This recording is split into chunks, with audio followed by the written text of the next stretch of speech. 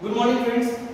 आज हम लोग शुरू करेंगे हीट ट्रांसफर का दूसरा टॉपिक, दैट इज रेडिएशन। जैसा कि हम लोग पहले ही पढ़ चुके हैं, heat transfer there are three modes of heat transfer, that is conduction, convection and radiation. Conduction दोस्तों हम लोग बहुत पढ़े और उसके कई सारे वीडियोस आप हमारे चैनल पे देख सकते हैं। और अब हम लोग पढ़ेंगे रेडिएशन। तो बोलोगे सर कन्वेक्शन, देखिए कन्वेक्शन हम लोग के टॉपिक पे नहीं है, हम लोग के सिलेबस में नहीं है। किस लिए नहीं है? तो इसलिए नहीं है क्योंकि उसमें फ्लूइड का ट्रांसफर होता है। फ्लूइड का ट्रांसफर होना मतलब फ्लूइड का मोशन है। फ्लूइड का मोशन मतलब it is a part of fluid dynamics. अगर वो पार्ट फ्लूइड डायनामिक्स का होगा तो उसमें कई सारे non linear partial differential equation है और हम लोगों को उसका सॉल्यूशन नहीं पढ़ना है, इसलिए उसके बारे में हमको हमारे सिलेबस में नहीं दिया गया हुआ है। दोस्तों जब आप इंजीनियरिंग वगैरह में जाएंगे तो आप वहाँ पे पढ़ेंगे कन्वेक्शन मुख्य रूप से। कई सारे कॉन्स्टेंट्स वगैरह उसमें आते हैं, रेनॉल्ड्स नंबर, नसेल्ट नंबर, ये सब है, आप उनको पढ़ सकते हैं वहाँ पे, बट यहाँ हमारे सिलेबस में बिल्कुल भी नहीं है। सो कंडक्शन हम लोग पढ़ चुके हैं, रेडिएशन भी हम पढ़ेंगे। दोस्तों रेडिएशन में काफ़ी थ्योरी है और काफ़ी ध्यान से पढ़ेंगे क्योंकि जेईई से जो इसके सवाल आते हैं काफ़ी सिंपल होते हैं। अगर आप ये लेक्चर ध्यान से देखेंगे तो उसके सवालों को कर पाएंगे। इस लेक्चर के रिगार्डिंग जो कोई भी आपको प्रॉब्लम हो आप कमेंट सेक्शन में जाकर लिख सकते हैं। Okay, so now come to the topic radiation. दोस्तों जैसा कि हम लोग पहले भी पढ़ चुके हैं कि रेडिएशन एक्चुअली क्या होता है। एक्चुअली सबसे पहले इसमें प्रीवोस्ट का एक थ्योरी है। प्रीवोस्ट का थ्योरी क्या कहता है? प्रीवोस्ट का थ्योरी कहता है कि heat can be transferred in the form of radiation also. उनका थ्योरी है कि अगर कोई बॉडी टेम्परेचर T पे है और T greater than 0 degree kelvin पे है, T greater than 0 degree kelvin पे है, तो वो रेडिएशन करेगा। ओके, तो वो रेडिएशन जो करेगा that is in the form of electromagnetic radiation. वो रेडिएट करेगा, वो एनर्जी रेडिएट करेगा। अब कहने का मतलब इसको कैसे एक्सप्लेन करा जाए? तो एक्सप्लेन ऐसे किया जाए दोस्तों, जैसे इलेक्ट्रोमैग्नेटिक थ्योरी में ये बोला जाता है कि अगर कोई चार्ज पार्टिकल है और अगर वो ऑसिलेट कर रहा है और अगर कोई चार्ज पार्टिकल कोई एक्सेलरेटेड मोशन में है तो वो एक रेडिएशन देता है, दैट इज इलेक्ट्रोमैग्नेटिक रेडिएशन। जब वो चार्ज एक्सेलरेशन में होता है तो वो दो फील्ड्स देता है, इलेक्ट्रिक फील्ड और magnetic field, and as a result we are getting electromagnetic radiation. Okay, so अब जैसे कोई भी टेम्परेचर T पे कोई बॉडी है, हम लोग दोस्तों जानते हैं कि टेम्परेचर क्या होता है। टेम्परेचर एक मापदंड है पार्टिकल के काइनेटिक एनर्जी का। ओके, अगर कोई पार्टिकल किसी भी टेम्परेचर में है मतलब उसके पास कुछ वाइब्रेशन है, वो मोशन है। Basically temperature is what? It is kinetic energy per molecule. दोस्तों जब आप माइक्रोस्कोपिक दुनिया में चलेंगे, यानी कि सूक्ष्म दुनिया में जब चल जाएंगे तो सूक्ष्म दुनिया में आपको टेम्परेचर नाम का कोई भी चीज नहीं है। ठीक है, टेम्परेचर हम लोग को बस एक माध्यम है जिसे कि हम माइक्रोस्कोपिकली पढ़ पाते हैं। ओके, जिसको क्लासिकल अप्रोच में हम लोग देख पाते हैं और हम लोग कहते हैं कि अगर सपोज करें एक ठंडा पानी है that is at 30 degree centigrade, एक 100 डिग्री सेंटीग्रेड पे वाटर है, तो दोस्तों ये क्या डिनोट कर रहा है? ये डिनोट ये कर रहा है कि 30 डिग्री वाले पार्टिकल का वाइब्रेशन बहुत कम है। ठीक है, उसका वाइब्रेशन का जो एम्पलीट्यूड है वो बहुत कम है, एम्पलीट्यूड इसे बोलते हैं, ये बहुत कम है। और जो 100 डिग्री सेंटीग्रेड पे जो पानी है उसका वाइब्रेशन बहुत ज्यादा है। ओके, तो दोस्तों अगर ये एम्पलीट्यूड ज्यादा होगा तो यहाँ पे वेलोसिटी भी ज्यादा होगा, यहाँ पे अगर एम्पलीट्यूड ज्यादा होगा तो इसका वेलोसिटी और ज्यादा होगा। ओके, तो कहने का मतलब है कि वेलोसिटी आप क्यों बोल रहे हैं सर? तो वेलोसिटी इसलिए बोल रहे हैं बिकॉज़ वेलोसिटी क्या बताता है आपको? पार्टिकल का काइनेटिक एनर्जी, पार्टिकल का काइनेटिक एनर्जी।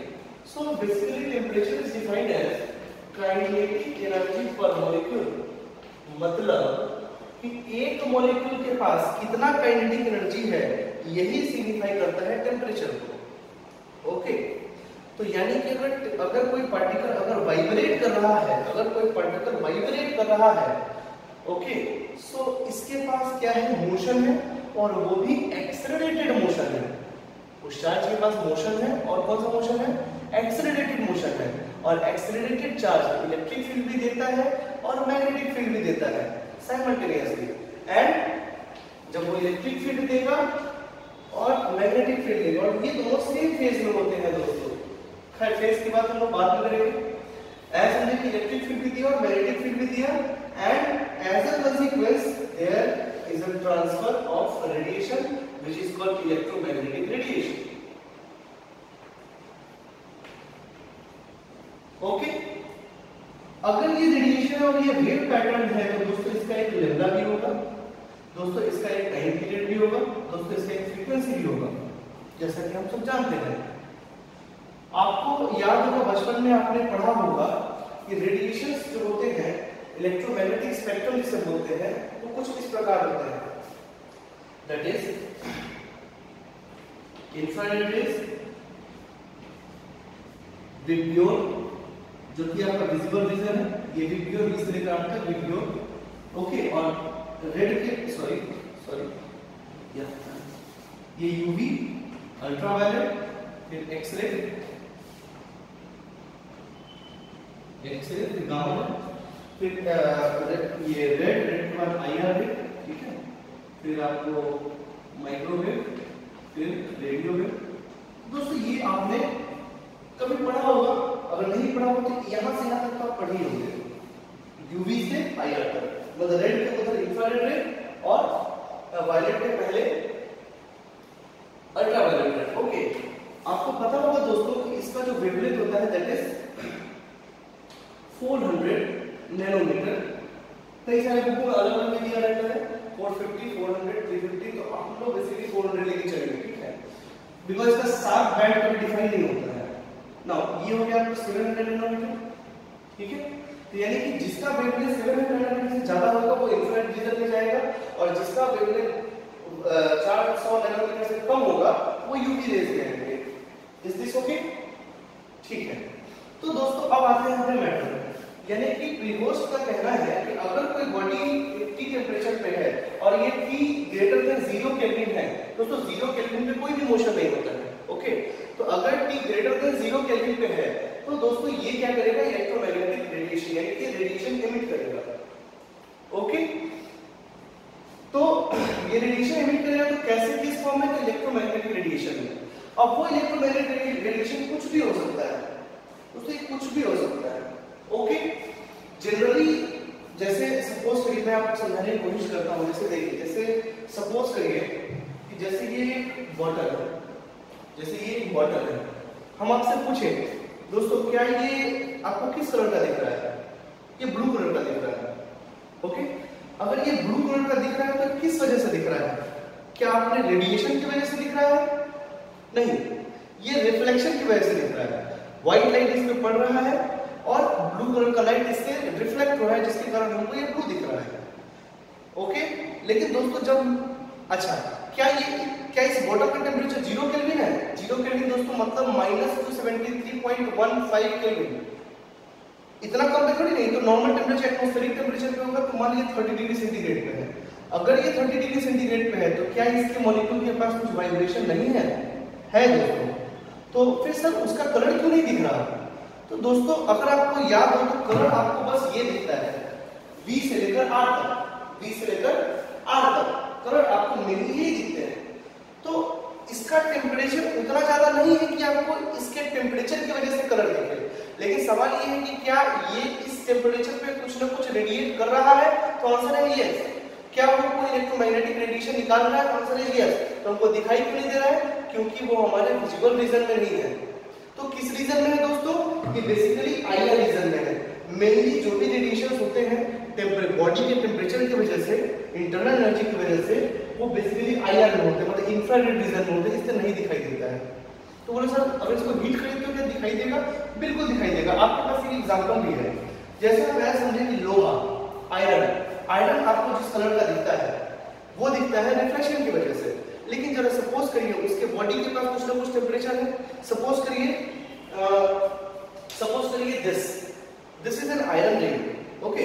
अब ये क्या है कि ये भी जिस कलर का दिख रहा है, जिस सिल्वर कलर का दिख रहा है, वो लाइट की वजह से दिख रहा है, लेकिन अगर हम इसको, क्या इसके पास टेम्परेचर नहीं है?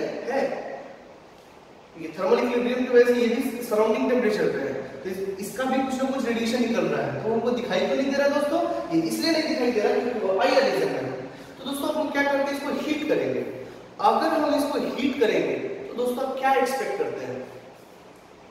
अगर आप इसको हीट करोगे दोस्तों तो ये क्या होगा, जैसे जैसे इसको हम हीट करेंगे ये इस तरफ शिफ्ट होगा, ओके। और इस तरफ शिफ्ट होते होते होते एक बार टेम्परेचर इतना ज्यादा आएगा कि यहाँ से शिफ्ट होते होते तो रेड रीजन में आ जाएगा। और आपको पता भी है कि अगर इसको हीट होगा और धीरे धीरे धीरे धीरे वो क्या दिखने लगेगा, लाल। जैसा कि आयरन देखा होगा आपने, ब्लैक स्मिथ के पास गए होंगे, कुछ लोहा का काम करता है तो पहले हीट करता है, हीट करने के बाद सबसे पहला कलर कौन आता है, रेड कलर, रेड हॉट जिसको बोलते हैं। आपने दोस्तों उससे ज्यादा हीट कभी करा ही नहीं है, ओके। उससे ज्यादा हीट करेंगे तो क्या होगा दोस्तों, उससे ज्यादा हीट करोगे तो आगे की तरफ शिफ्ट होगा, आगे की तरफ शिफ्ट होगा दोस्तों। अच्छा, अभी कहने का मतलब है कि क्या उससे एक ही वेवलेंथ निकलेगा, तो आंसर है नहीं।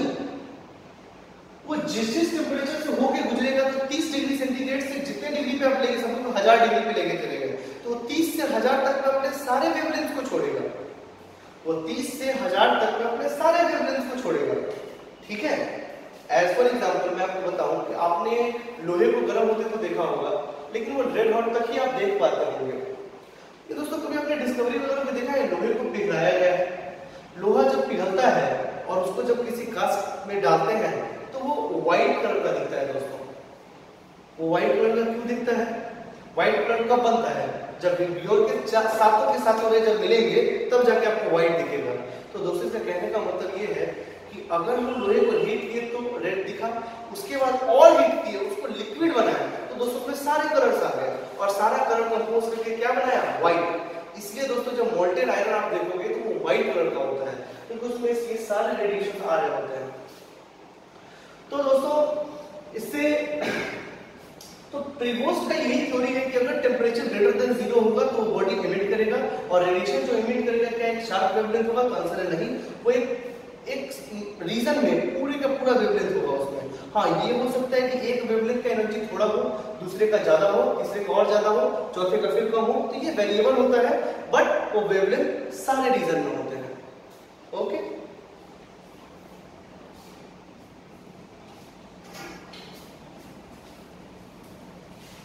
दोस्तों आप इसको पॉज करके चाहे तो समझ सकते हैं। दोस्तों प्रीवोस्ट थ्योरी का जो थ्योरी है वो ये है कि it states that a body having temperature greater than 0 kelvin it emits electromagnetic radiation, okay. तो यानी कि अगर सर ये इलेक्ट्रोमैग्नेटिक रेडिएशन अगर छोड़ेगा तो उसके अंदर का एनर्जी तो घटेगा, ऑब्वियस सी बात है, हर रेडिएशन के पास एक एनर्जी है। तो सपोज करिए अगर इस बॉडी के पास अगर ये बॉडी सपोज करिए अपने टेंपरेचर की वजह से एनर्जी रेडिएट कर रहा है तो क्या थोड़ी देर के बाद ये अपने आप ठंडा होने लगेगा? क्यों ठंडा होने लगेगा भाई? क्योंकि ज्यादा रेडिएशन रहा है ना। तो अगर वो रेडिएशन चला जाएगा तो क्या उसके अंदर की कुछ एनर्जी चली जाएगी, और अगर उसके अंदर का एनर्जी कुछ चला जाएगा तो उसका एनर्जी कम हो जाएगा, तो क्या वो ठंडा हो जाएगा? तो बोले सर ऐसा होता तो नहीं। बिल्कुल सही बात है, ऐसा तो नहीं होता। तो फिर ऐसा क्यों नहीं होता? क्यों नहीं, तो वो थ्योरी गलत है। तो दोस्तों आंसर है कि थ्योरी गलत नहीं है। तो कहने का मतलब है कि अगर सेम टाइम पे बॉडी अगर कोई एनर्जी रेडिएट कर रहा है तो उसी समय पे वो एब्जॉर्ब भी कर रहा होता है।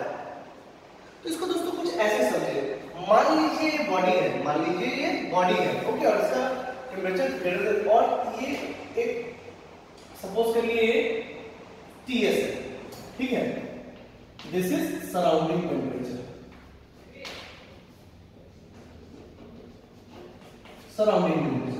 ओके। तो दोस्तों कहने का मतलब ये है कि आप ऐसा देखें, कहना ये है कि जैसे अगर Ts is equal to T, ठीक है, Ts is equal to T, अगर T जो है सराउंडिंग टेम्परेचर के बराबर है तो दोस्तों ये जितना रेडिएट करेगा उतना ही एब्जॉर्ब करेगा, रेडिएट एब्जॉर्ब, उतना ही वो रेडिएट करेगा उतना ही वो एब्जॉर्ब करेगा। तो नेट क्या हो गया? 0। और इसी की वजह से उसका टेम्परेचर वो वही बना होता है, ठीक है। सपोज करिए कि अगर टेम्परेचर ज्यादा गर्म है, मतलब सराउंडिंग का टेम्परेचर ज्यादा है बॉडी के टेम्परेचर से, तो देखिए दोस्तों क्या करेगा ये, अगर ये टेम्परेचर ज्यादा हो जाएगा तो ये क्या करने लगेगा? एब्जॉर्ब करने लगेगा अपने अंदर एनर्जी।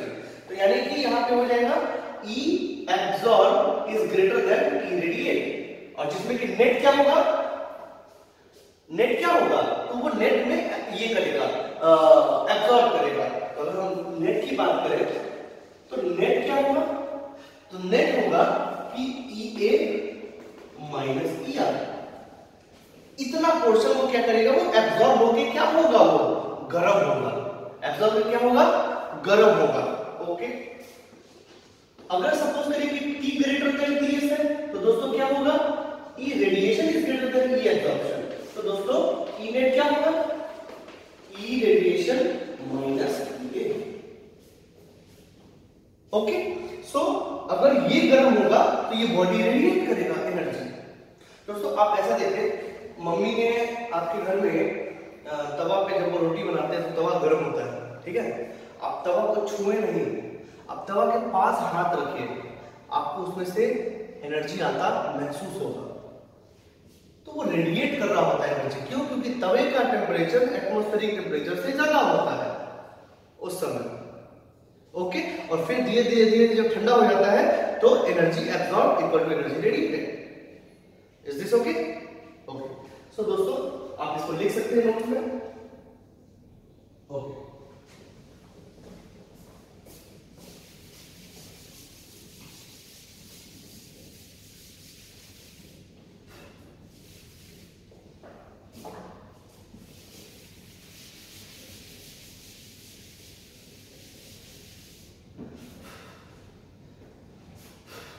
ओके, नाउ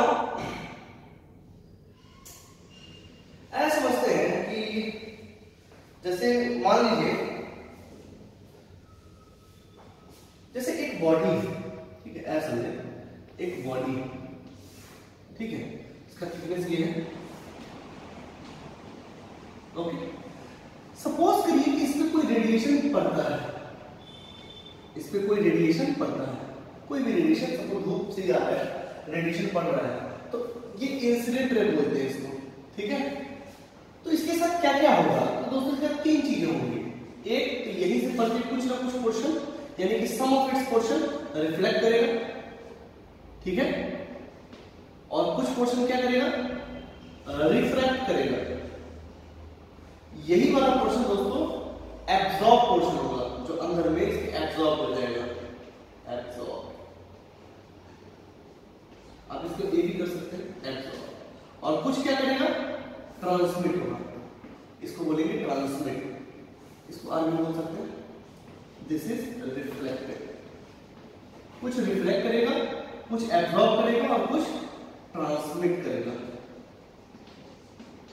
ठीक है दोस्तों। तो दोस्तों किसी भी रेडिएशन के साथ यही कहानी होता है। ओके,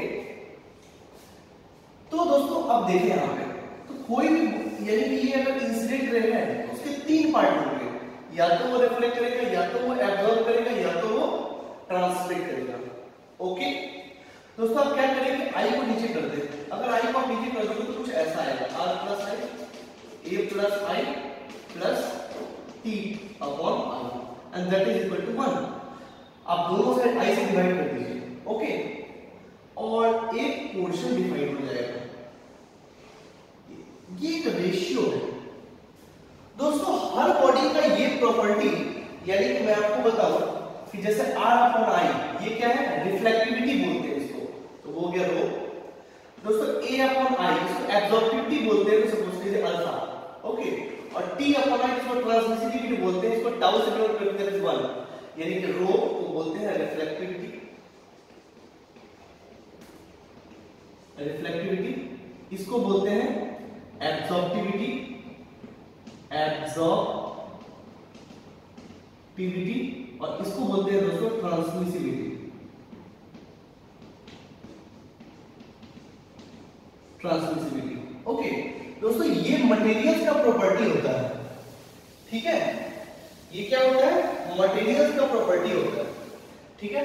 तो अब देखिए दोस्तों, हर मटेरियल का अपना प्रॉपर्टी है कि उसका अल्फा, टाउ और रो कितना होगा। ओके, तो ये मटेरियल टू मटेरियल डिपेंड करता है। जैसे फॉर एग्जांपल मैं आपको बताऊं, आप अगर ग्लास के पीछे जो AgNO3 का पर्दा लगाते हैं, जो पेस्ट करते हैं, जो बोलते हैं सिल्वर पेंट करते हैं, उसका रिफ्लेक्टिविटी बहुत अच्छा होता है, मतलब उसका रो बहुत अच्छा होता है। सपोज करिए रो बहुत अच्छा होता है, तो दोस्तों इन दोनों को ये दोनों जरूर उसमें बहुत कम होगा, क्योंकि तीनों मिला के इसको 1 होना है। जैसे मैं आपको बात करूं आइडियल और रिफ्लेक्टिंग बॉडी, रिफ्लेक्टिंग बॉडी ये क्या होगा, तो दोस्तों इसका रो 1 होगा। हालांकि ऐसा होता नहीं है, परफेक्टली रो 1 किसी का नहीं होता, बट अगर किसी का 95% भी है तो उसको हम लोग आइडियल मान लेते हैं, ठीक है ना, मानने के लिए, बट वो आइडियल एक्चुअली है नहीं थ्योरेटिकली, ठीक है, और थ्योरेटिकली आइडियली एग्जिस्ट भी नहीं करेगा। तो एक आइडियल सिचुएशन हमको बनाना था, तो बना लेंगे। अगर जिस बॉडी का रो 1 होगा, एक ऐसा हाइपोथेटिकल बॉडी जिसका रो 1 है, तो उसका ऑटोमेटिक क्या होगा, अल्फा 0 हो जाएगा, और रो क्या टाउ क्या हो जाएगा, 0। ओके, उसी तरीके से क्या है सर, एक आइडियल रिफ्रैक्टिंग बॉडी भी होता है, बिल्कुल आइडियल, या फिर ऐसा करो ये यहां से जब यहां निकल गया तो परफेक्टली रिफ्रैक्टिंग बॉडी, मतलब ideal transmitting body, transmitting body जिसका टाउ क्या होगा 1, अल्फा क्या होगा 0, और रो क्या होगा 0। ऑब्वियस बात है, तीनों मिलकर 1 होना चाहिए। एक बॉडी का ये पैरामीटर्स है, तीनों जोड़ के 1 होना चाहिए दोस्तों, ठीक है। और मान लीजिए कोई बॉडी है that is ideal absorbing body, ideal absorbing body, ठीक है। तो दोस्तों उसका टाउ क्या होता है 1, अल्फा टाउ क्या होता है 0, अल्फा क्या होता है 1, और रो क्या होता है 0, ठीक है। ऐसे ही बॉडी को हम लोग ब्लैक बॉडी के नाम से भी जानते हैं, जिसका पढ़ने को यहाँ पढ़ना है। हम लोग को भी ये नहीं देखना, ये दो नहीं देखना, ये हम लोग रिफ्लेक्शन के केस में पढ़ेंगे इसके बारे में। अभी हम लोग को इसके बारे में पढ़ना है, ठीक है। अब दोस्तों कहने का मतलब ये सब तो आइडियल बॉडी है, ये सब कैसा बॉडी है, आइडियल। नॉर्मल बॉडी के पास ऐसा नहीं होता, नॉर्मल बॉडी के पास क्या होता है, अल्फा रो और टाउ कुछ ना कुछ होगा। सपोज कोई बॉडी के पास, मान लीजिए आपको सवाल आ गया कि एक बॉडी है जिसका अल्फा जो है वो 0.8 है और रो जो है उसका 0.1 है, ठीक है। आपसे पूछा दोस्तों कि इसका टाउ क्या होगा, आपको पता है, आप निकाल सकते हैं। आपको पता है कि अल्फा प्लस रो प्लस टाउ 1 होता है, तो टाउ बराबर 1 माइनस 0 को जोड़ दो, that is 0.9 and that is 0.1। Okay, तो कहने का मतलब है कि आप जो दिशा निकाल सकते हैं, बिल्कुल निकाल सकते हैं, इसमें कहीं से कोई दो राय नहीं है। ओके ओके, अच्छा ये तीनों क्या है, ये तीनों प्रॉपर्टी है मटेरियल का। तो दोस्तों आप कहीं ना कहीं नोट में लिख लें कि alpha, rho and tau are the properties of the body, okay, are the properties of the body which corresponds to light incident on it, okay। अब दोस्तों इसका क्या मतलब क्या है, रिफ्लेक्टिविटी और ट्रांसमिसिविटी का मतलब कि अगर एक बॉडी पे कोई इंसिडेंट एनर्जी हो रहा है, कोई एनर्जी इंसिडेंट 100 जूल मान लो इंसिडेंट हो रहा है, तो उस बॉडी के अंदर क्या कैपेसिटी है, वो कितने को रिफ्लेक्ट करेगा। सपोज कि 100 में 40 रिफ्लेक्ट हो गया, 100 में 20, सपोज करिए मैं आपको बताऊं, जैसे मान लीजिए कोई एक ऐसा बॉडी, कोई मान लीजिए, यही मान लीजिए, ठीक है, ये बॉडी है मेरे पास, ठीक है। उस बॉडी पे 100 जूल एनर्जी गिरा, ओके। अगर वो 100 जूल एनर्जी गिरेगा तो क्या करेगा, 80 वो एब्जॉर्ब कर लेगा, 80 जूल, 10 जूल को क्या करेगा, वो रिफ्लेक्ट कर देगा, और 10 जूल दोस्तों क्या करेगा, वो ट्रांसमिट कर देगा। ये उस बॉडी का प्रॉपर्टी है, वो डिफाइन होता है, ओके ओके। सो ये आप लिख सकते हैं दोस्तों,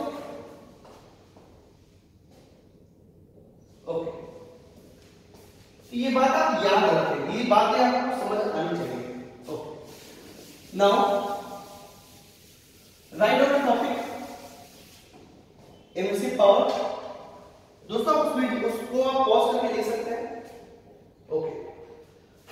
now come to emissive power, ये आपको याद होना चाहिए दोस्तों, इसको डिफाइन कैसे करते हैं एमिसिव पावर। एमिसिव पावर तो दोस्तों इट इज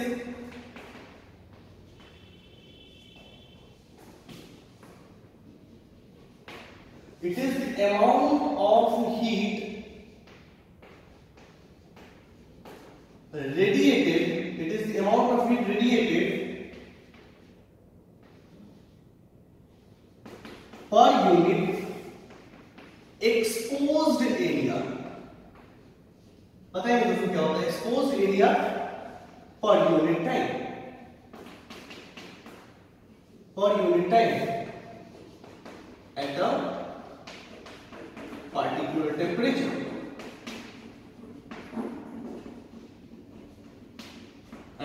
पार्टिकुलर टेम्परेचर। तो दोस्तों ये क्या है, इसको डिनोट ई से करेंगे, ई दैट इज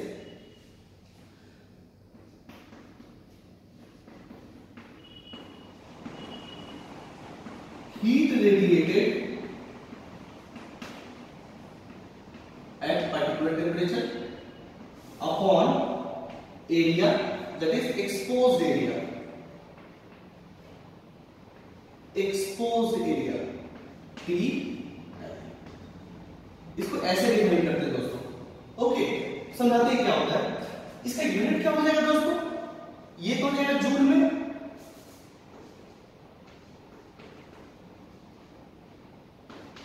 ये हो जाएगा जूल में, जूल पर मीटर स्क्वायर पर सेकंड, ये है दोस्तों। और जूल पर सेकंड को व्हाट पर मीटर स्क्वायर ये भी देख सकते हैं, ओके। जनरली इसको व्हाट में रखते हैं क्योंकि हमको पता है कि हम लोग वर्क को एनर्जी पहले ही पढ़ चुके हैं कि एनर्जी जरूरत नहीं है, एनर्जी का रफ्तार भी बहुत मायने रखता है, okay.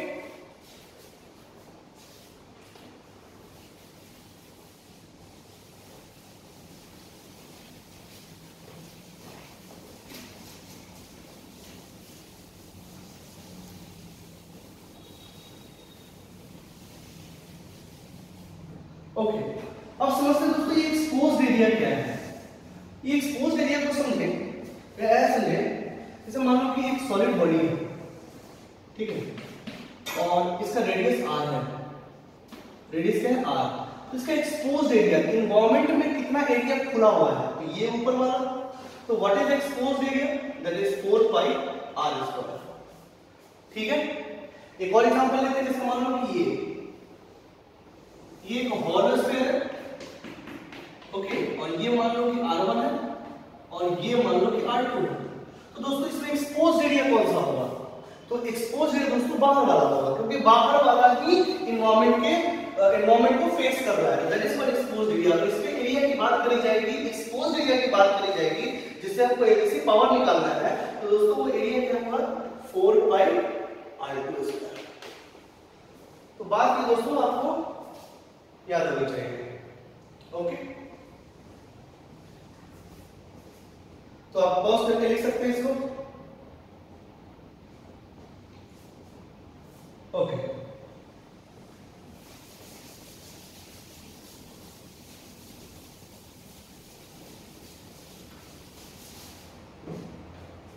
Now write down Kirchhoff's law.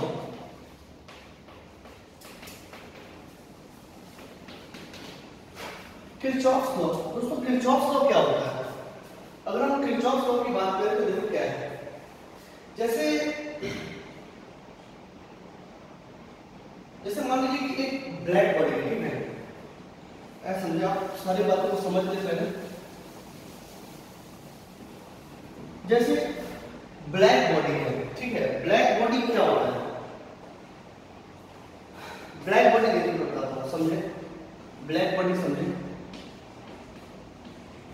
वो समझने के लिए सबसे पहले इस सारी चीजों का जानकारी आपको होना चाहिए। सपोज करिए black body,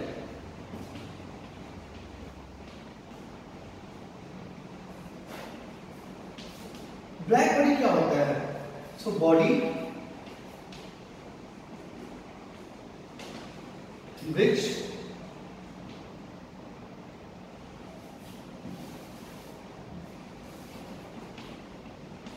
a body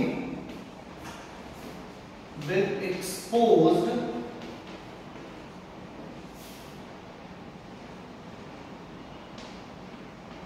to a temperature or incident energy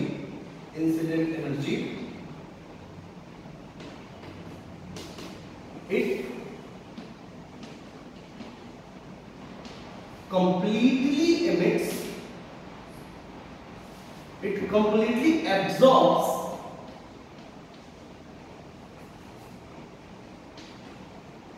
all the energy incident on it,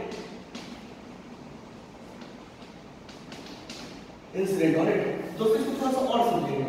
ऐसा देखिए, जैसे मान लीजिए, ऐसा जैसे मैं आपको एक चीज और समझाता हूँ, सुनिए।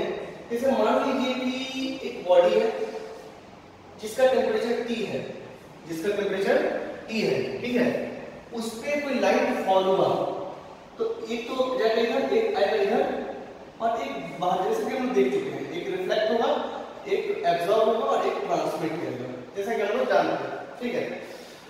तो दोस्तों इसमें एमिशन वाला कौन सा है? ये जैसे जो एब्जॉर्ब कर रहा है वो एमिट भी कर रहा है, तो एमिट कौन वाला है?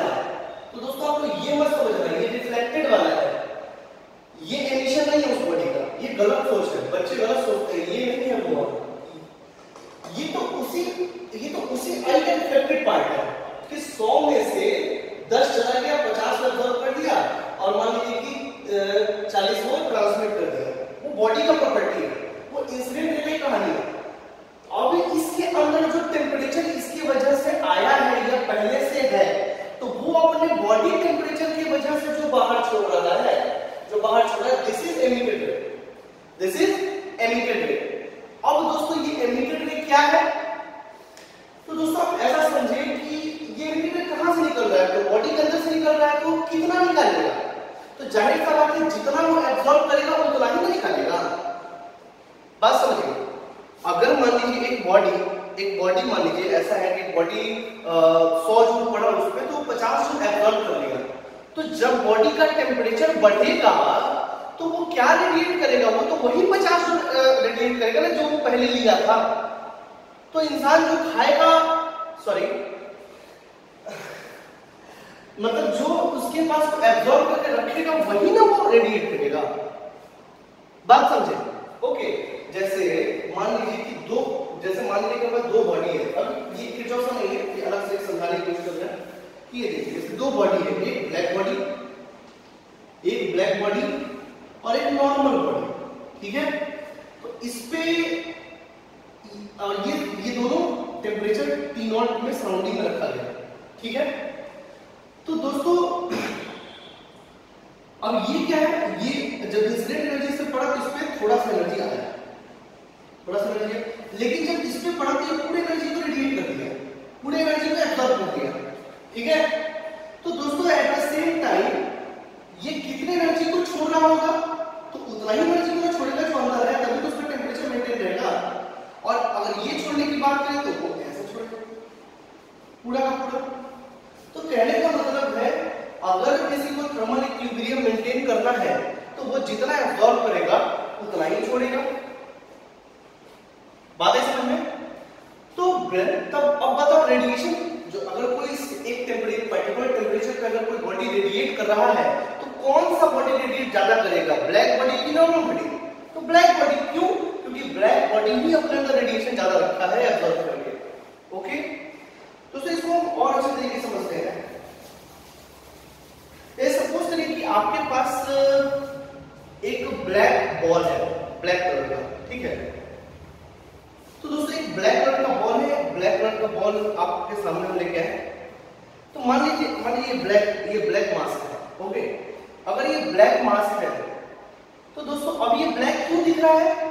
क्योंकि ये कोई भी कलर रेडिएट नहीं कर रहा है, ये कोई भी कलर, ये सारे कलर्स को एब्जॉर्ब कर ले रहा है, कुछ भी रिफ्लेक्ट नहीं कर रहा है। जैसे मैं बताऊं आपको, जैसे ये शर्ट व्हाइट है, ये व्हाइट इसलिए है क्योंकि सारे के सारे कलर जो आ रहे हैं, इसे पढ़ रहे हैं, वो सारा का सारा कलर रिफ्लेक्ट हो रहा है। लेकिन ये ब्लैक कलर क्या कर रहा है? सारे के सारे लाइट जो इस पे पड़ रहे हैं सबको एब्जॉर्ब कर ले रहा है और छोड़ कुछ भी नहीं रहा है। ओके, तो अब बताएं एब्जॉर्ब किसके पास है? शर्ट के पास है क्या? नहीं, वो तो सारे को रेडिएट कर दिया। इसके पास है क्या? हाँ है। तो अब हम क्या किए कि इसका अगर मान लीजिए हम एक डार्क रूम में गए, ठीक है, तो अब आपको समझ में आएगा कि ये रेडिएट करेगा, ये आपको चमकता हुआ दिखाई देगा। ओके, अगर इसका टेम्परेचर हम बढ़ाएं इसका, ओके, तो कौन रेडिएट करेगा? तो जो लिया होगा वही ना देगा। तो आंसर है ये आपको दिखाएगा। इससे जो रेडिएशन होंगे वो निकलेंगे, वो आपको छोड़ेगा, वो आपको शाइन करता दिखाई देगा। बट ये व्हाइट कलर कुछ भी नहीं दिखाई देगा क्योंकि ये कुछ एब्जॉर्ब किया ही नहीं है। ओके, जैसे बात करें, जैसे मान लीजिए ये आपको दिख रहा है कैसा?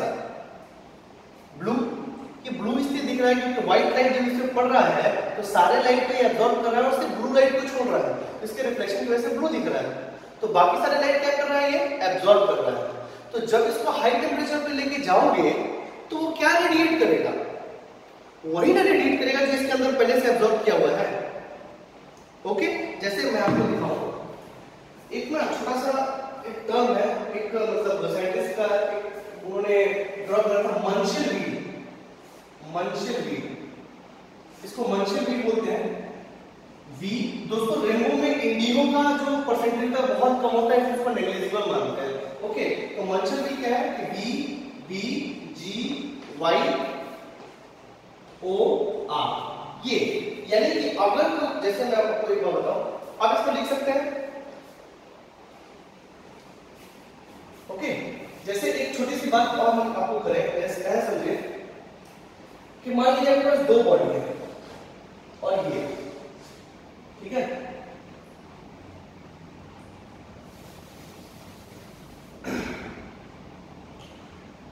जैसे मान लीजिए कि रफ सरफेस है।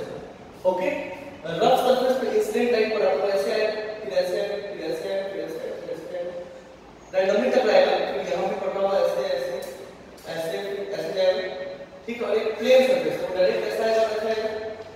हम लोग पढ़ेंगे दोस्तों, इसको बोलते हैं ये डिफ्यूज रिफ्लेक्शन, इसको बोलते हैं स्पेक्युलर रिफ्लेक्शन, सब पढ़ेंगे लाइट के चैप्टर में। बट यहाँ देखिए, हम आपसे ये पूछे कि एनर्जी ज्यादा किसके पास रहा, रफ सरफेस वाले के ऊपर कि पॉलिश सरफेस? ये पॉलिश सरफेस है, ये पॉलिश है, पॉलिश है, और ये रफ है। तो किसके पास एनर्जी ज्यादा देर तक रहा? तो दोस्तों हम बोलेंगे रफ के साथ। रफ के पास एनर्जी ज्यादा देर तक रहा तो ज्यादा एब्जॉर्ब भी कौन करेगा, पॉलिश वाला कि रफ वाला? रफ वाला, क्योंकि एनर्जी उसके पास ज्यादा देर तक रहा है। ओके, तो दोस्तों इसमें हम एक चीज समझेंगे, जैसे आपको कभी कोई पूछ भी दे, ठीक है, ये रफ सरफेस है। ओके, तो दोस्तों अगर हम आपसे पूछे कि एक बॉडी, ये रफ है, डल बॉडी, डल बॉडी। दोस्तों रफ बॉडी जो है ना डल दिखाई देता है, वो चमकता हुआ नहीं दिखाई देगा। जैसे शीशे का कुछ बना हुआ तो बहुत चमकता दिखाई देता है, बट अगर कोई चीज शीशे का नहीं, समझ करो उबर खाबर शीशे का बना है, एकदम बुरादा वाला शीशे से बना है, तो वो चमकता हुआ नहीं दिखाई देगा, वो डल दिखाई देगा। ठीक है, तो ये डल बॉडी है और ये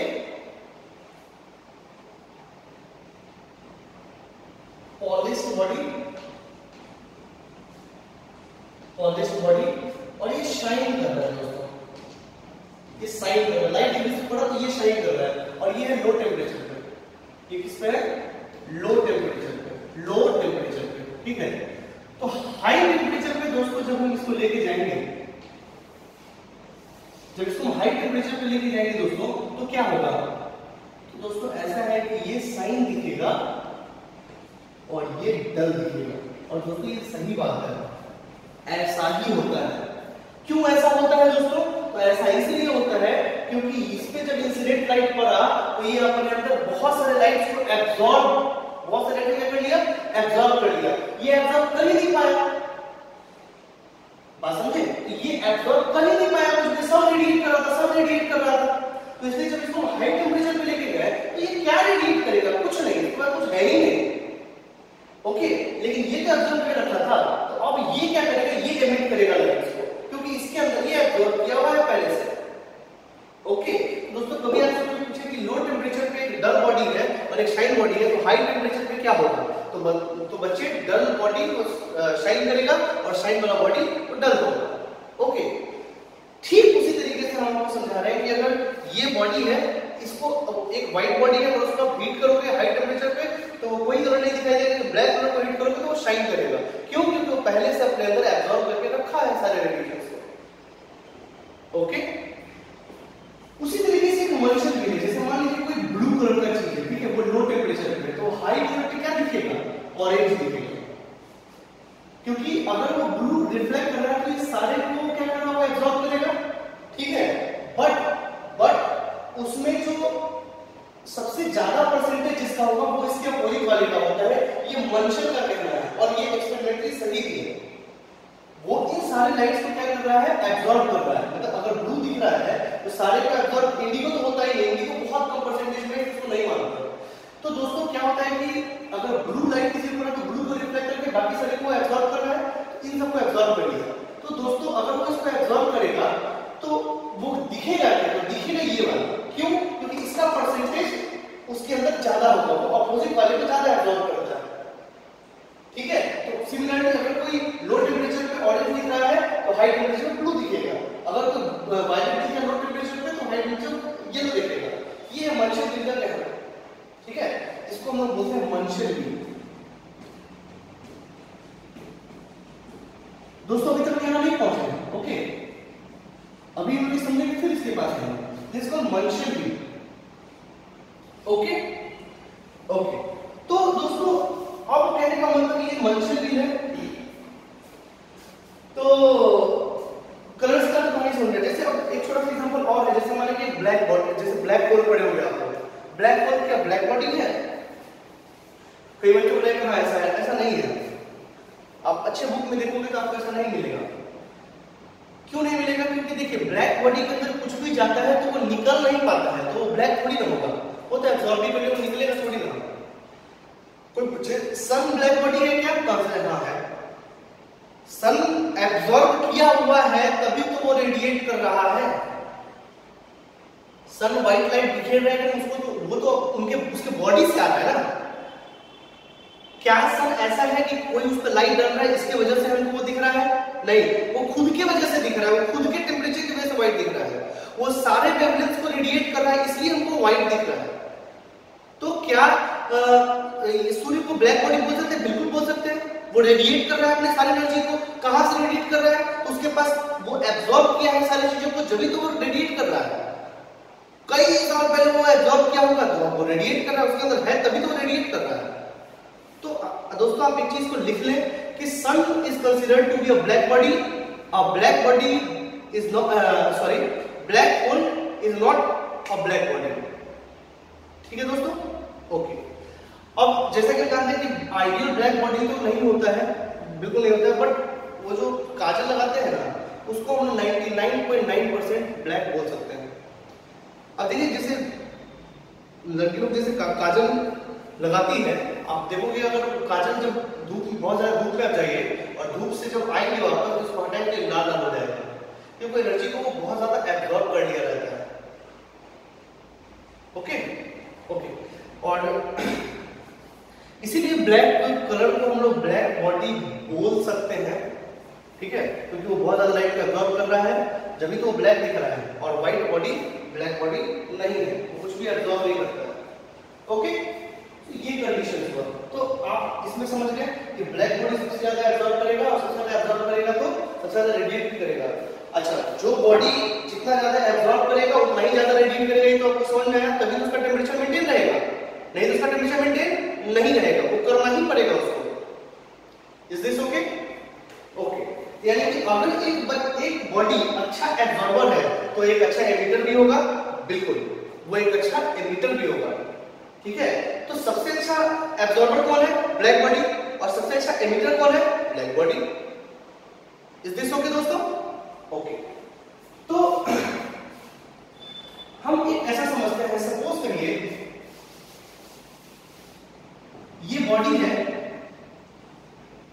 ये जो अपने अंदर से जो एमिट कर रहा है वो है EB. EB this is called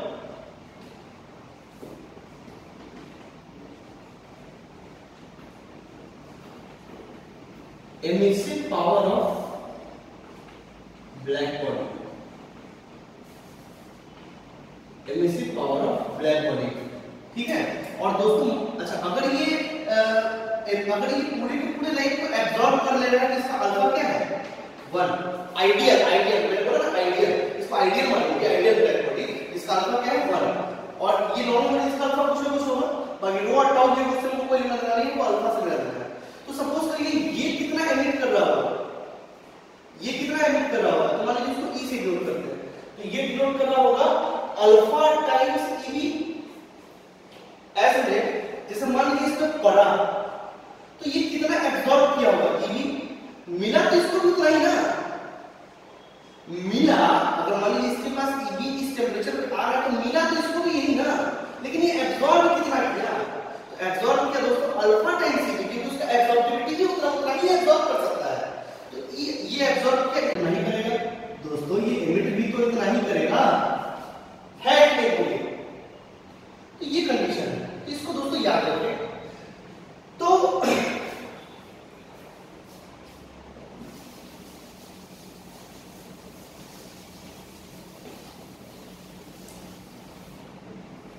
okay, तो दोस्तों एक इसमें अब किरचॉफ लॉ पे आते हैं, इसको आप लिख लें ढंग से। ओके, तो दोस्तों किरचॉफ लॉ पे आते हैं, जैसे मान लीजिए हमने बोला कि नॉर्मल बॉडी जो है वो अल्फा टाइम्स Eb एब्जॉर्ब करेगा, तो क्या हम बोल सकते हैं कि E अपॉन अल्फा बराबर Eb? Yes, yes. ऐसा सोचिए जैसे मान लीजिए कोई दूसरा बॉडी, जैसे मान लीजिए ये एक ब्लैक बॉडी है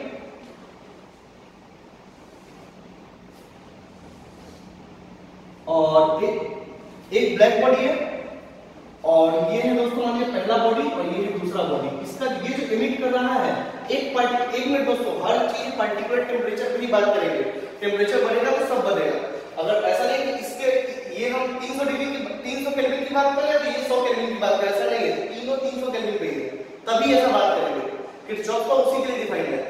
तो एक सेम टेम्परेचर पे ये इमिट किया मान लो E1 और ये इमिट किया E2, ये दो बॉडी है, मान लो ये अल्फा 1 है, इसका बॉडी का ये अल्फा 2 है, तो क्या हम बोल सकते हैं, अच्छा इसका अल्फा 1 ही होगा, ओके, तो क्या हम बोल सकते हैं कि E1 अपॉन अल्फा 1 बराबर Eb?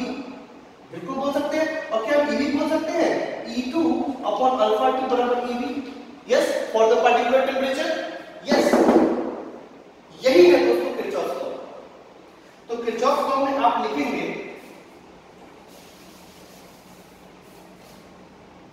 देख सकते हैं, तो किरचॉफ लॉ में दोस्तों आप लिखेंगे ratio of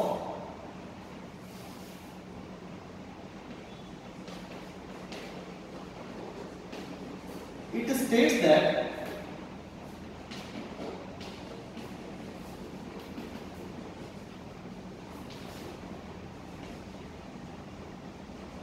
at a particular temperature the ratio of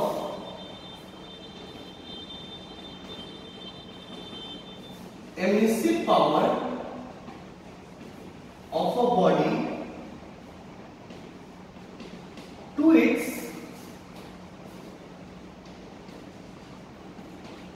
absorptivity, emissive power of body to its absorptivity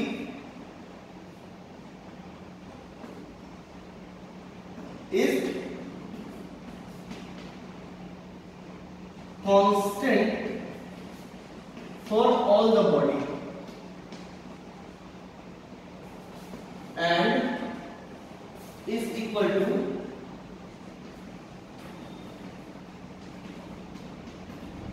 emissive power of black body. That is E1 upon alpha 1 at a particular temperature, फिर से बोल रहे हैं particular temperature पे E2 upon alpha 2, E3 upon alpha 3 dot is equal to E, यही तो है ये दोस्तों, इसे लिख लें।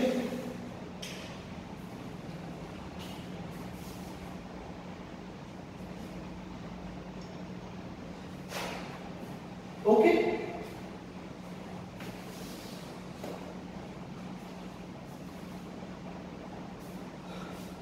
दोस्तों एक और आप इसको लिख सकते हैं पॉज करके। Now there is another type of black body that is called Ferry's black body, जिसको हम लोग ना लैब में बना चुके हैं, फेरिस ब्लैक बॉडी।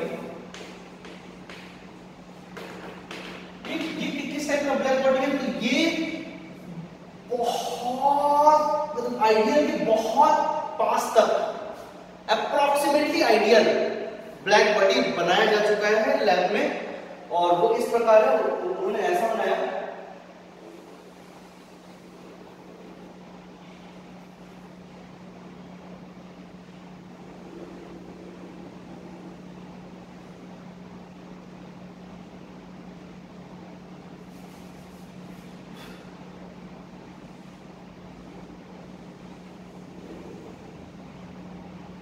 यहाँ पे ये होल था, होल, ओके, ये वहां पे होल, ठीक, और ये ऐसा है तिरछा। तिरछा किसके मैं सब बता रहा हूँ, ऐसा है जैसे इसको बोलते हैं, ये ऐसा है और इसको पेंट किया गया है कैसे, ब्लैक पेंट से, ब्लैक पेंट से, ठीक है। अब क्या है कि इसमें मान लीजिए कोई लाइट इंसिडेंट हुआ, बहुत छोटा होल, बहुत छोटा होल है, इसमें से गिरा और ये गिरा इसमें, ये इधर गया। अब दोस्तों ये जब इसमें गिरा तो ये ब्लैक पेंट है, कैसा पेंट है ये, ब्लैक। अगर ये ब्लैक पेंट है तो बहुत सारे लाइट को क्या कर देगा, वो एब्जॉर्ब, तो बहुत सारे लाइट को क्या कर देगा दोस्तों, एब्जॉर्ब कर लेगा, क्योंकि black colour is a good absorber, ठीक है। तो वो एब्जॉर्ब करेगा बहुत, मतलब 100 जो गिरा तो मान लो 95 जो ये एब्जॉर्ब कर ले, बचा तो 5 ही ना। उसके बाद क्या हुआ, इसको यहां पड़ा और यहां से देखो ऐसे जो बचता चला गया उसको रिफ्लेक्ट कर सकता है, तो क्या ये पूरा एब्जॉर्ब कर लिया। अब दोस्तों ये तिरछा क्यों बनाते हैं, तिरछा इसलिए बनाते हैं ताकि अगर हम परफेक्टली इसको ऐसे बनाएंगे तो ये ऐसे आएगा और ऐसे निकल जाएगा, इसको तिरछा बनाते हैं। तो ये जो जितने भी इंसिडेंट रहे हैं क्या वो इसमें क्या हो गया, आंसर है हाँ, वो तो गया ब्लैक होल, ठीक है। और अब जब इसको हाई टेम्परेचर पे लेके जाओगे तो उसका असर एब्जॉर्ब कर देगा, एमिट कर देगा, ठीक है। तो इसके बारे में आप लिखेंगे फेरिस ब्लैक बॉडी में,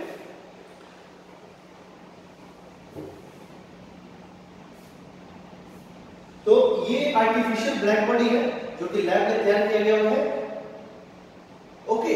यहाँ पे भी बॉडी है जिसके अंदर वाला वो ब्लैक कलर से पेंट होता है और वहां पे एक पॉइंटर होता है जो तिरछा होता है, जिसके कारण लाइट आता है और इसके बाद ये एब्जॉर्ब कर लेता है। तो it is considered to be a black body close to the ideal black body, okay.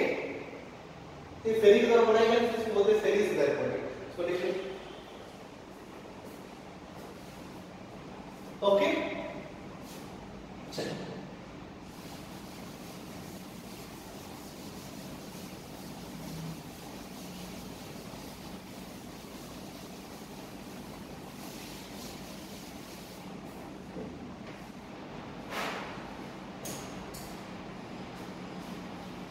दोस्तों बात है एमिसिविटी, एमिसिविटी कि अगर बॉडी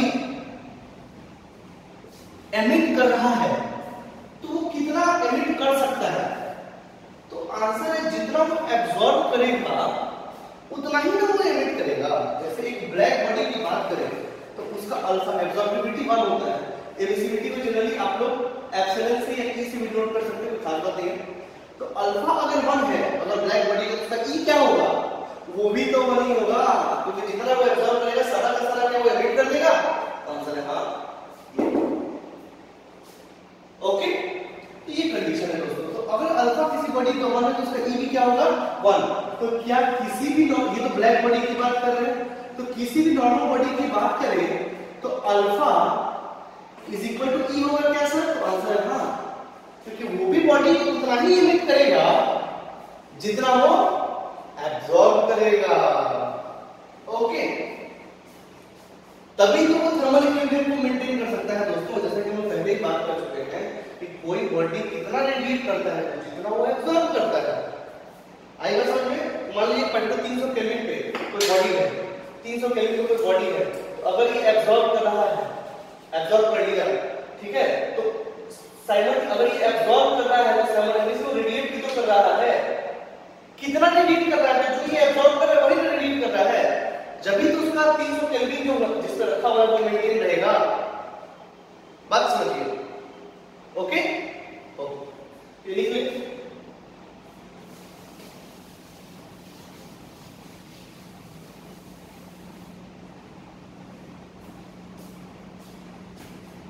ओके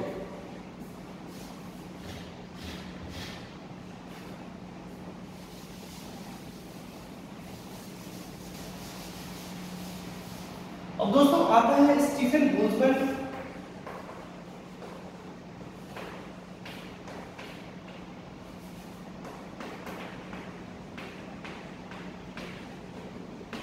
बोल्ट्जमैन लॉ, ठीक है।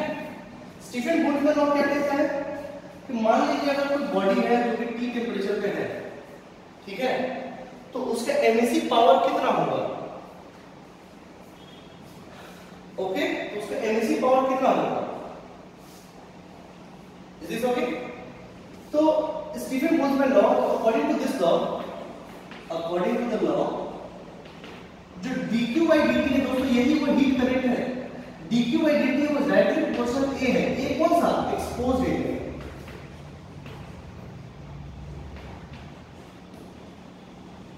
Exposed area, okay.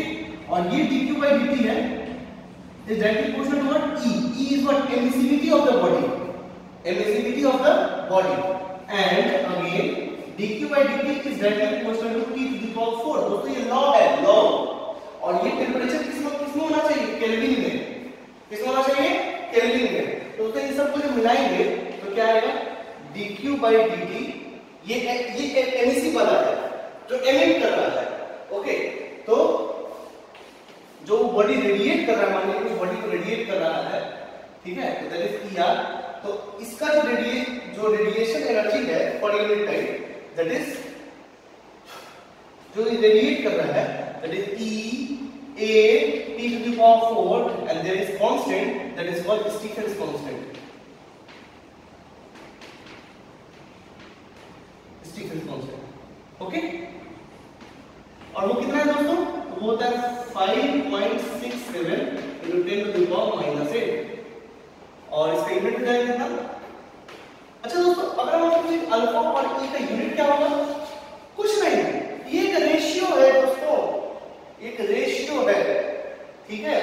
अगर ध्यान से देखो तो E अपॉन अल्फा बराबर E भी आपने पढ़ा, तो दोस्तों E अपॉन E भी क्या हो जाएगा?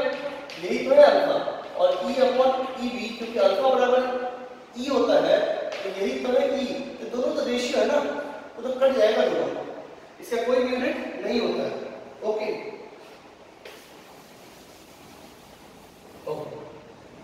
और दोस्तों इसको भी याद करना कोई बहुत बड़ी बात है, 5 6 7 8 याद रख सकते हैं। तो ये हो गया वॉट पर मीटर स्क्वायर केल्विन का पावर 4, ठीक है ना। सो यहां पे लिखना हो तो लिख लीजिए, सिग्मा तो लिख दीजिए, Stefan constant E emissivity, emissivity A exposed area, exposed area T temperature. और दोस्तों ये केल्विन में होना चाहिए, it should be in kelvin, हमेशा याद रखें ये बात, ओके। सो ये होता है, so this is Stefan constant watt per meter square पर, ओके। आप अगर ध्यान से देखो, अगर आपको कोई बोले कि इसका डायमेंशनल फार्मूला बताएं, तो कोई पूछ देता है, तो देख ले, कोई खास बात नहीं है। Dimensional formula it is what पर हो गया कितना? mn2 T-3 upon L square और टेम्परेचर का K4, L स्क्वायर से इसका कट जाएगा, that is m T-3 K plus, ये हुआ इसका डायमेंशनल फार्मूला। तो आप लिख सकते हैं, ओके।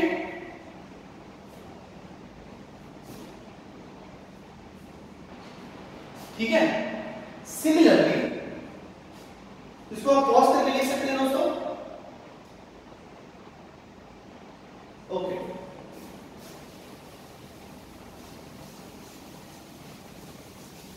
अब देखते हैं, मान लीजिए बॉडी T पे है और इसका जिस सराउंडिंग में रखा है उसका टेम्परेचर TS है, सराउंडिंग टेम्परेचर इज TS। अगर ये TS है दोस्तों, तो वो तो था रेडिएटेड, ये जो था कौन सा निकालना था? रेडिएटेड वाला। अब हम किस पे ध्यान देंगे? एब्जॉर्ब वाला, जितना वो एब्जॉर्ब कर रहा है ये। तो इसके हिसाब से क्या हो जाएगा? Similarly dq by dt absorb वाला is directly proportional to area, similarly कोई एक्सपोज्ड एरिया, फिर dq by dt absorb is directly proportional to alpha absorbivity, and dq by dt absorb that is equal to कौन सा temperature, ये वाला कि वो वाला? तो दोस्तों ये वाला, इसके वजह ये ना बताएगा कितना आ रहा है, दैट इज टीएस का पावर 4। याद रखो दोस्तों ये बात, ओके। अब इसको कंबाइन कर दीजिए सिमिलरली, तो dq by dt जो एब्जॉर्ब हो जाएगा वो कितना हो जाएगा सिग्मा। अच्छा दोस्तों अल्फा, चलो अल्फा कर लो, अल्फा a t का पावर ts का पावर 4, ये सिग्मा वही है 5.6 × 10⁻⁸, ठीक है, ओके। तो अगर हम बात करें दोस्तों कि मान लीजिए कि T is greater then Ts, T अगर ग्रेटर देन Ts है तो कौन ज्यादा होगा, रेडिएटेड वाला या एब्जॉर्ब वाला? तो आंसर रेडिएटेड वाला, तो नेट क्या हो जाएगा, तो dq by dt net, net क्या हो जाएगा दोस्तों सिग्मा, कॉमन ले लीजिए, क्या सिग्मा ले सकते हैं, उसमें a भी था और उसमें e था, इस बात का बट है तो दोनों बराबर ही, तो चाहे जो मर्जी अल्फा ले लो, e ले लो, हम e ले लेते हैं, e और t का पावर 4 माइनस t का पावर 4, ओके ओके। अगर हम बात करें कि Ts is greater then T, तो दोस्तों dq by dt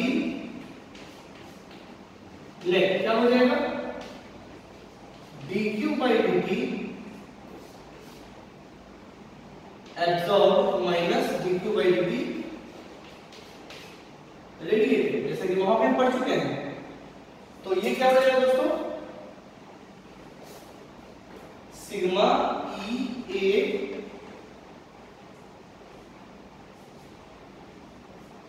T S का पावर 4 माइनस टी का पावर 4, ओके। और उसी तरीके से दोस्तों जब टी एस बराबर टी होगा,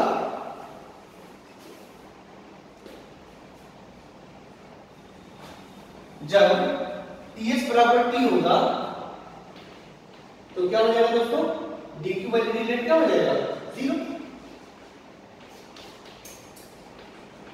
जितना वो एब्जॉर्ब कर रहा है उतना वो रेडिएट कर रहा है, ठीक है दोस्तों।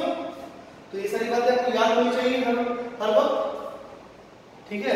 मंशेल व्हील के केस में क्या होता है, हाई टेम्परेचर्स की बात करते हैं, उस समय वो क्या रेडिएट करेगा, बाकी सारे नॉर्मल टेम्परेचर्स की बात हो रही है, एक पर्टिकुलर टेम्परेचर पे, एक पर्टिकुलर टेम्परेचर पे कोई बॉडी कितना रेडिएट कर रहा है वो उसके एब्जॉर्ब करने की कैपेसिटी पे डिपेंड करता है। तो ये बात दोस्तों आप याद रखें, ओके। चलिए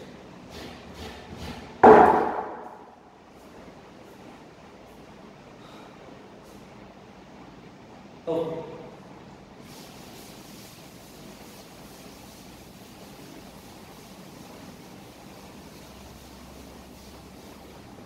तो दोस्तों कई सारी बातें जैसे हम सपोज करें फॉर एग्जांपल अगर देखा जाए तो मान लीजिए बॉडी है, परफेक्टली स्फेरिकल बॉडी है और ये रेडियस r पे है और इसका टेम्परेचर जो है वो है 100 केल्विन, ठीक है।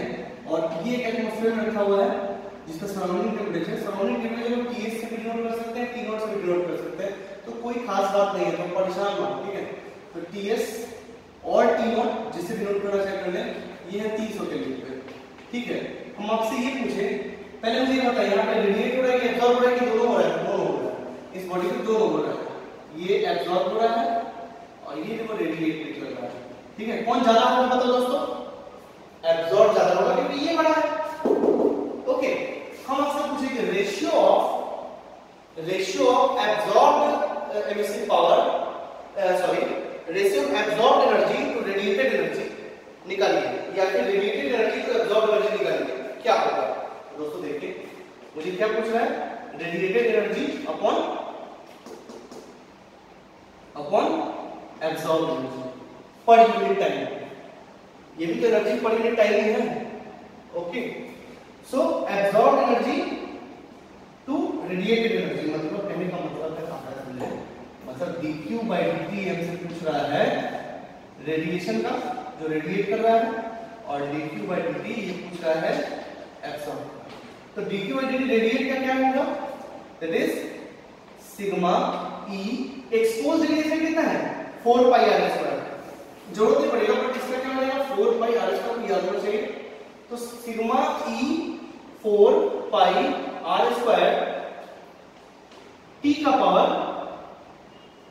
रेडिएट जो लग रहा है, हाँ इसके t का पावर 4 मतलब 100 का पावर 4, 100 केल्विन नहीं है, अपॉन सिग्मा E 4 पाई r स्क्वायर। अब दोस्तों क्या करें, 100 लेंगे 300 लेंगे, एब्सॉर्ब जो कर रहा है वो तो इसके वजह से कर रहा है ना, ये हमेशा याद रखें। Okay 300 to the power 4। Okay सब देखिए ये से ये कट जाएगा और ये आंसर हो जाएगा, जैसा जो भी आंसर होगा आप निकाल लीजिए। ठीक है, तो इसमें कोई खास बात नहीं है।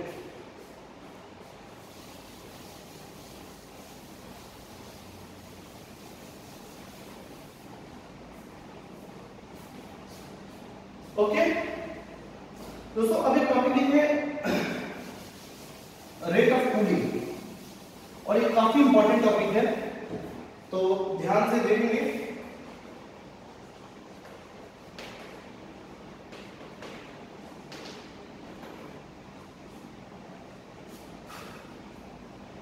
रेट ऑफ कूलिंग, तो बेसिकली देखिए आपने अभी पढ़ा कि dq by dt, dq by dt, जैसे मान लो एक बॉडी है, मान लो एक बॉडी है, ये T टेम्परेचर पे है, ठीक है, और ये Ts पे, ठीक है। मान लीजिए कि T जो है वो ग्रेटर देन Ts है, मान लीजिए ऐसा। तो dq by dt अभी हमने क्या पढ़ा, सिग्मा E A T का पावर 4 माइनस Ts का पावर 4। ओके ये नेट है, नेट मतलब नेट में लिख रहे हैं डायरेक्ट, ठीक है ना। तो नेट ये हो रहा है भाई साहब, तो इसका टेम्परेचर धीरे धीरे समय के साथ कूल हो रहा है कि बढ़ रहा है, तो आंसर है कूल हो रहा है। तो इसको क्या लिख सकते हैं, dq को क्या लिख सकते हैं, मान लीजिए इसका मास m है और स्पेसिफिक हीट s है, तो dq को क्या लिख सकते हैं, ms dt माइनस, देखिए दोस्तों माइनस में आप कंफ्यूज नहीं होंगे, dt क्या है, final minus initial temperature. Suppose ये 100 डिग्री पे है तो ये 80 में जाएगा, तो dt का मतलब होता है फाइनल माइनस इनिशियल। तो फाइनल माइनस इनिशियल का मतलब क्या, 80 माइनस 100 तो माइनस 20, तो माइनस 20 में जब माइनस से मल्टीप्लाई करेंगे तो पॉजिटिव हो जाएगा, तो इसलिए आप घबराए नहीं इसके लिए, ठीक है। तो इस dq by dt को क्या लिख सकते हैं, dq की जगह वो लिख दीजिए, तो it would be minus dt upon dt E A upon ms t का पावर 4 और ts का पावर 4, ये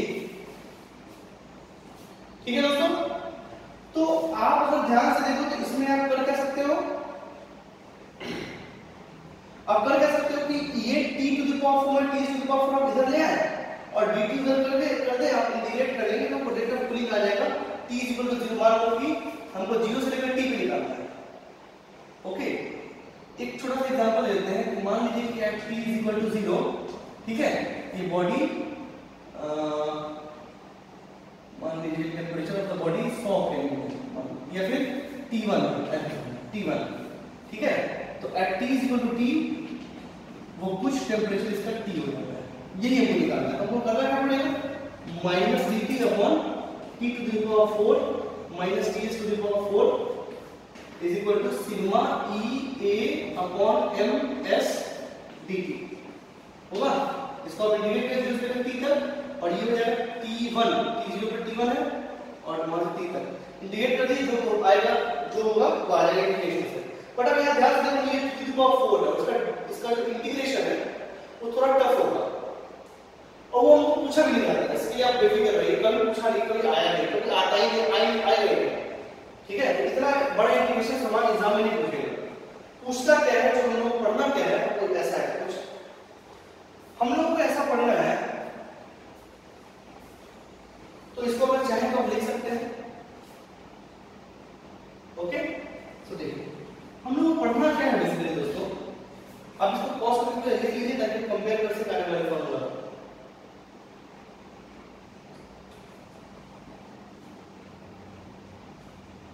ठीक है, तो दोस्तों अपने टॉपिक आ गई न्यूटन्स लॉ ऑफ कूलिंग। हाँ न्यूटन जी यहाँ भी घुस गए, Newton's law of cooling. Newton's law of cooling, Newton's law of cooling क्या कहता है कि देखिए वहां पे ऐसा लिखना है आपको, तो that is minus dt upon dt, that is sigma E A और टेम्परेचर को, ठीक है। जैसे मान लीजिए बॉडी है और वो T ग्रेटर देन Ts वहीं पे देखिए, तो हम इस T को क्या लिख सकते हैं, Ts प्लस डेल्टा T लिख सकते हैं कि नहीं? अगर बड़ा है तो इतना टाइम बड़ा है, बोलिए लिख सकते हैं नहीं लिख सकते हैं? लिख सकते हैं। और अगर ये डेल्टा T बहुत छोटा होगा, अगर ये डेल्टा T 10% मान लीजिए छोटा होगा, जैसे 1 है तो 0.1, ठीक है, 10% है डेल्टा T। जैसे कि अगर हम बात करें कि 100 केल्विन और 150 केल्विन, ठीक है, तो डिफरेंस डेल्टा T कितना होगा, 50 केल्विन, तो हम लोग उसको कंसीडर कर सकते हैं इस केस में, और रिजल्ट भी काफी सही आता है और एग्जाम भी आपको बोलता है वही समझने के लिए, ठीक है। तो कहने का मतलब है दोस्तों कि dt अपॉन dt जो सिग्मा ई ए और t की जगह क्या लिखेंगे, ts plus delta t to the power 4 minus ts to the power 4। Okay, so दोस्तों अगर आप यहां पे ध्यान से देखो तो आपको क्या आ जाएगा, dt upon dt sigma E A, ts बाहर ले लीजिए, क्या करें, ts टू द पावर 4 आप बाहर ले लीजिए, तो आपको बचेगा क्या, 1 plus delta t upon ts। दोस्तों ये मैथमेटिक्स है, कोई खास बात है, आप आराम से भी कर सकते हो, तो समझ में आ जाएगा आपको। माइनस ts सॉरी 1, क्योंकि ts टू द पावर तो बाहर ले लिया। ओके, अब देखिए दोस्तों ये बाइनोमियल एक्सपेंशन आ गया, ये बाइनोमियल है। अब इसको बाइनोमियल बोल सकते थे कि आपको याद होगा, हम आपको पढ़ा चुके हैं कि 1 प्लस x ये एप्रोक्सीमेशंस में जाता है। ओके, तो 1 plus x to the power n, और यदि x बहुत बहुत छोटा होगा 1 से, तो हम क्या लिख सकते हैं कि 1 प्लस, इसको क्या लिख सकते हैं, 1 plus x to the power n को क्या लिख सकते हैं, 1 प्लस nx, 1 प्लस nx। तो दोस्तों ये आपको याद होना चाहिए, x जब छोटा होगा तो कितना छोटा होगा, देखिए यहाँ पे अगर यहाँ की बात करें तो x क्या है, x है तो डेल्टा t अपॉन ts। इसका अगर 10% दिया है तो काम चल जाएगा, ठीक है। अगर मान लो दोस्तों 300 केल्विन है तो 30 केल्विन तक भी अगर डिफरेंस 30 केल्विन है, 40-50 केल्विन तक अगर रहे तो आप आराम से फॉर्मूला यूज कर सकते हो।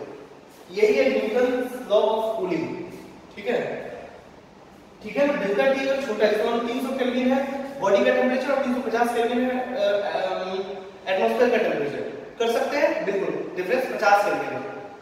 अब देखिए जैसे मान लीजिए बॉडी का टेंपरेचर है 100 केल्विन और एनवायरनमेंट का टेंपरेचर 300 केल्विन, कर सकते हैं नहीं कर सकते, तब वो 200 हो जाएगा डिफरेंस, तब नहीं तब यही करना पड़ेगा आपको, और ये आता नहीं है, इसलिए आप परेशान बिल्कुल भी मत हो। ओके, कई जगह पे तो क्वेश्चन में लिख के दिया जाएगा Newton's law of cooling is applicable here.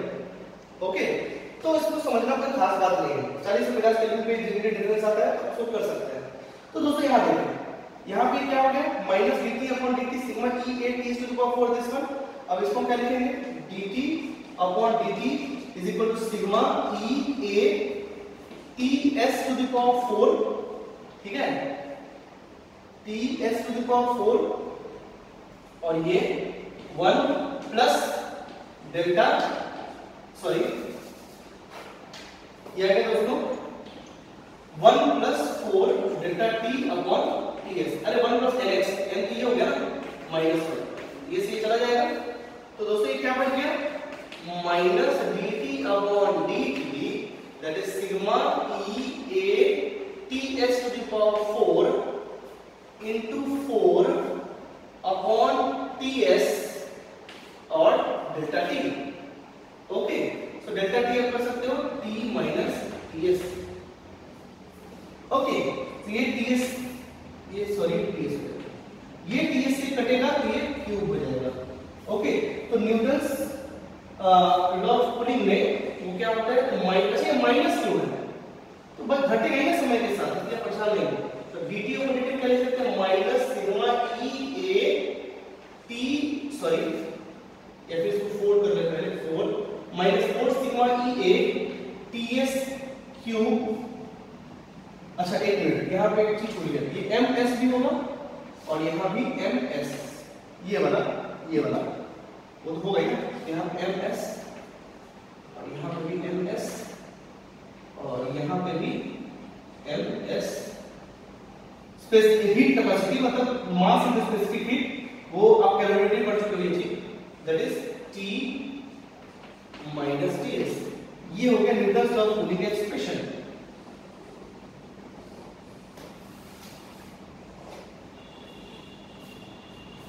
Okay,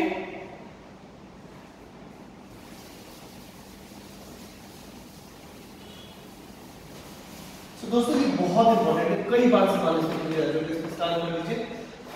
so दोस्तों हमारे पास क्या है expression dt upon dt is equal to -4 sigma E A TS का cube MS T minus TS। Okay, ये आ गया। अब बोलोगे सर इसमें हुआ तो बस यही ना कि आपने एक्सप्रेशन को आसान कर दिया, मैथमेटिक्स को इजी कर दिया आपने, हाँ वही किया हमने।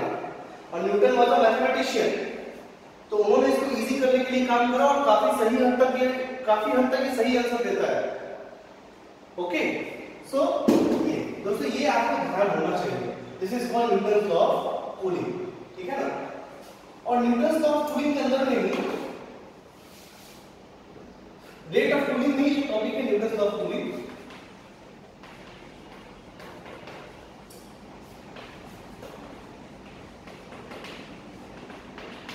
न्यूटन्स लॉ ऑफ कूलिंग, ठीक है, ओके। अब जैसे मान लीजिए कि इसमें ऐसा है, जैसे इसको इंटीग्रेट भी करते हैं, इसको हम लोग एग्जैक्ट एनालिसिस के नाम से जानते हैं। तो क्या है, अप्रोक्सीमेट एनालिसिस होता है, आंसर है, देखिए उसके बाद में एग्जैक्ट एनालिसिस। मान लीजिए कि एक बॉडी है, कोई बॉडी है जो at T is equal to 0 पे और एनवायरनमेंट में टेंपरेचर Ts है, तो T इक्वल टू 0 पे इसका टेंपरेचर T बराबर T1 रहता है, ठीक है। और at T is equal to T इसका टेंपरेचर T हो जाता है, ठीक है। देखो वही चीज वहां जो निकाला जो छोड़ दिए थे, क्योंकि मैथमेटिक्स तो बहुत ज्यादा वो आपके जरूर है, वो करना ही नहीं, वो आता ही नहीं, पूछा तो ये जाएगा दोस्तों, मतलब temperature as a function of time तो चाहिए, लेकिन इस केस के लिए अब ये हम आराम से कर सकते हैं। देखो आप इसको क्या करो, इसको एक कांस्टेंट लिख देते, एक पर्टिकुलर टेंपरेचर के लिए कांस्टेंट होगा। अगर एक बॉडी है उसका 4 कांस्टेंट है, सिग्मा कांस्टेंट है, E कांस्टेंट है, A constant, TS surrounding temperature constant ही है, M और S दोनों भी कांस्टेंट ही है, ये सब तो दोस्तों कांस्टेंट हो जाएगा। तो क्या करो dt upon T minus TS, तो पहले लिख दो बराबर माइनस K डैश कर दो इसको, ठीक है। और ये क्या हो जाएगा, ये K डैश हो जाएगा और dt उधर, ठीक है। K डैश बराबर 4 सिग्मा E A TS का क्यूब अपॉन MS। ओके, सो देखिए दोस्तों क्या हो जाएगा, ये इंटीग्रेट करें T को 0 से लेकर T तक, ये है T1 और ये है T। ओके, सो देखिए क्या हो जाएगा, ln T minus TS, ln T minus TS कर सकते हो, इंटीग्रेशन है, और ये T1 और ये T, ठीक है, और ये हो गया minus K dash T। Okay, तो ये दोस्तों क्या हो जाएगा, ln एक जगह T एक बार T1 रखेंगे इसकी जगह पे, तो माइनस क्या है, तो माइनस दोनों बाई में दे देंगे, T minus TS upon T1 minus TS, that is minus K dash T। ये भी तो 0 से T तक तो डायरेक्ट लिख दीजिएगा, तो ये एक्सप्रेशन दोस्तों आ गया। तो दोस्तों यहां से आपको एक चीज आ जाएगा कि T माइनस TS जो है एक्सपोनेंशियल फॉर्म में इसको लिखें तो हो जाएगा T1 minus TS T to the power minus K dash T। देखो दोस्तों ये फिर वही वाला आ गया जो हम पहले पढ़ते थे, delta T change in temperature, change in temperature वो एक्सपोनेंशियली कनेक्टेड है। याद करो उसमें थीटा भी डिफाइन किए थे डेल्टा T की जगह पे, तो अगर यहां देखो अगर इसको हम थीटा बोलते हैं तो यही तो थीटा मैक्स है, T 0 पे T1 है, मान लो कि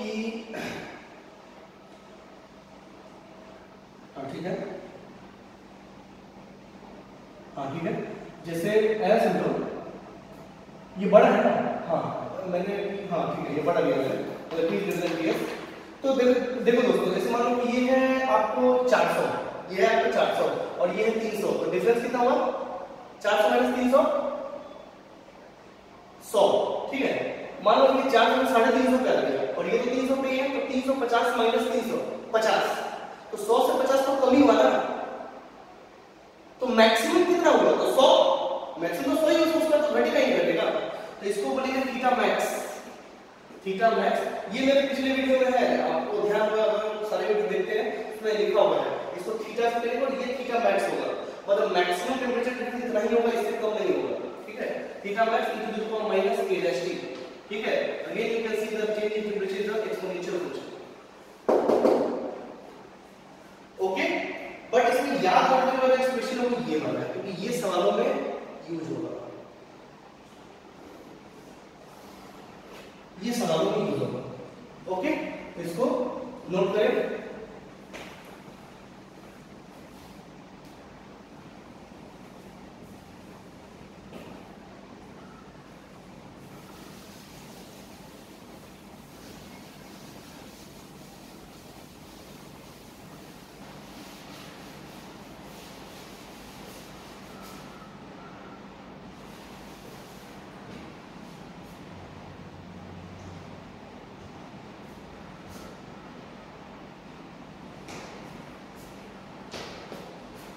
सो ओके फ्रेंड्स, हम लोग यहाँ तक छोड़ते हैं, आप यहाँ तक पढ़ाई कीजिए अच्छे से, और उसके बाद नेक्स्ट वीडियो में फिर हम लोग इसके ऊपर बेस्ड बहुत सारे न्यूमेरिकल्स करेंगे जो पूछे जा चुके हैं, हो सकता है आगे भी पूछा जाए, तो उसमें न्यूमेरिकल्स करेंगे और फिर एग्जैक्ट एनालिसिस के बाद अप्रोक्सीमेट एनालिसिस देखेंगे, तो सारे कुछ को देखेंगे अगले वीडियो में, okay. Thank you, have a nice day.